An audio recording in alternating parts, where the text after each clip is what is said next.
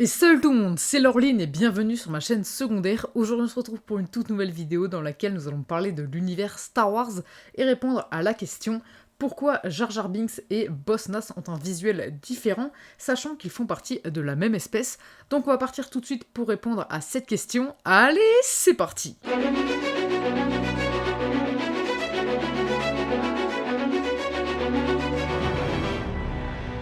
Alors, tout d'abord, Jar Jar Binks et Boss Nass font en fait partie de la même espèce qui sont les Gungans, et donc cette espèce, tout simplement, qu'on voit quand même pas mal dans Star Wars épisode 1, La Menace Fantôme, et donc, tout simplement, Jar Jar Binks et Boss Nass font partie de l'espèce les Gungans, mais dans cette espèce, il y a en fait deux sous-espèces. Nous avons la sous-espèce Otola, dont fait partie tout simplement Jar Jar Binks, et nous avons la sous-espèce Ankura ou Ankura, qui, justement, dont fait partie Boss Nass, et donc tout simplement, ce sont deux sous-espèces différentes, c'est pour ça qu'ils sont visuellement différents, puisque justement,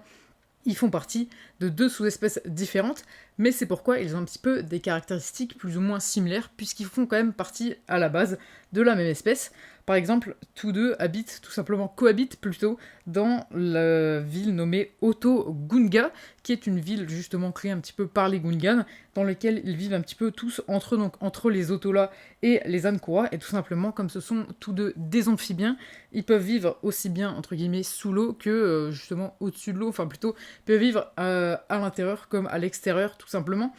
Donc d'ailleurs ça on le voit aussi pas mal dans Star Wars épisode 1, puisque justement nos personnages comme par exemple Qui-Gon Jinn et Obi-Wan Kenobi, ils vont croiser tout simplement Jar Jar à l'extérieur de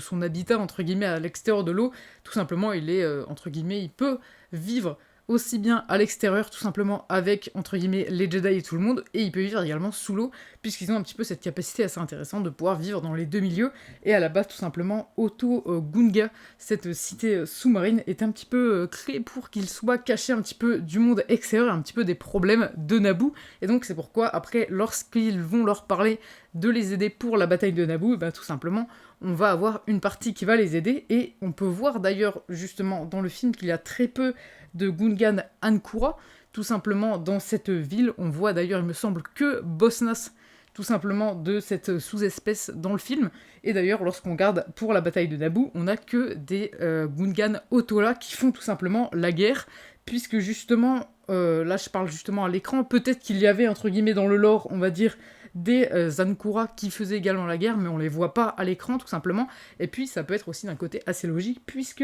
la sous-espèce, justement, Ankura, dont fait partie, je le répète, Boss Nass, sont justement plus des sous-espèces, enfin plutôt cette sous-espèce, ont des rôles un petit peu différents de la sous-espèce Otola. On va dire que celle-ci est plus, entre guillemets, les personnes qui font partie de la sous-espèce Ankura ou Ankura font plus partie d'habitude, sont plus entre guillemets des dirigeants et des sages, ce qui va pas trop avec le côté militaire et la guerre tout simplement de Naboo. C'est pourquoi on voyait tout simplement plus de Gungan Otola, mais si on regarde par exemple le téléfilm Lego Star Wars L'Empire en Vrac, qui est vraiment un très très bon téléfilm entre guillemets, c'est vraiment très sympa, ils appellent ça un téléfilm, mais globalement c'est une sorte un petit peu de mini-film, de mini-film tout simplement, c'est vraiment très sympa, il est sorti en 2012, ça dure une vingtaine de minutes, franchement c'est assez marrant, c'est plutôt cool, et donc c'est fait pas partie de l'univers entre guillemets canon, c'est assez spécial en fait les entre guillemets dessins animés ou plus films d'animation on va dire. Lego c'est assez spécial, c'est des sortes de parodies un petit peu humoristiques sur l'univers de Star Wars. Ça fait pas forcément partie de l'univers canon, ni de l'univers légende, c'est un petit peu spécial, mais globalement c'est quand même très sympa, et justement dans ce mini-film entre guillemets, ben, on voit beaucoup plus d'Ankura, tout simplement, qui sont à l'écran, et qui cette fois-ci sont là en tant que guerriers, et donc on en voit un petit peu justement que dans Lego Star Wars, l'Empire en Vrac, on les voit vraiment en tant que guerriers, et on en voit plus un petit peu à l'écran, et donc ça c'est plutôt sympa, c'est vraiment, vraiment cool d'avoir un petit peu ce petit détail qui est vraiment super intéressant, que ce soit un petit peu, ils ont exactement les mêmes capacités, mais visuellement ils sont légèrement différents, puisque ce sont deux sous-espèces différentes, tout simplement, avec les Otola et les Ankura. Si j'aimerais un petit peu comparer, on va dire, avec ce qui se fait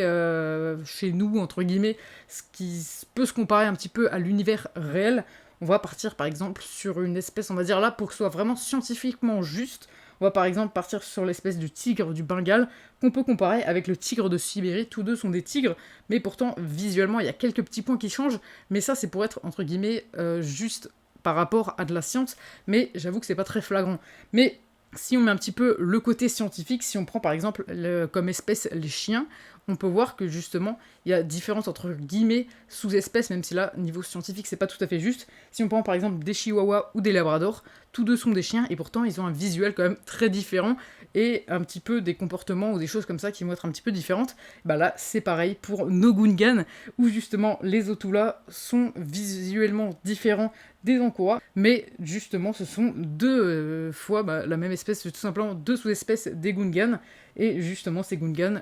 ont tous deux les mêmes capacités, mais ils sont juste un petit peu visuellement différents, et un petit peu niveau rôle, on va dire, dans le lore Star Wars, sont un petit peu différents. On va dire que les Otula sont plus, justement, un petit peu des guerriers, ou vont plus travailler un petit peu